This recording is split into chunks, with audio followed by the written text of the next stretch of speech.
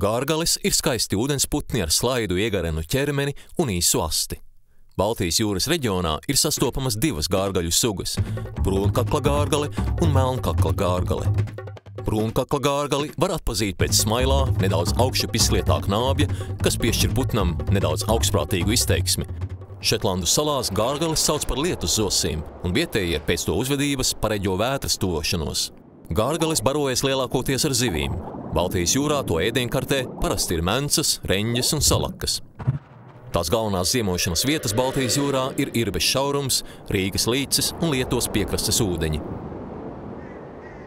To galvenie draudi ir bojājie zvejas tīklos un jūras vēja parki. Ieraugi jūru.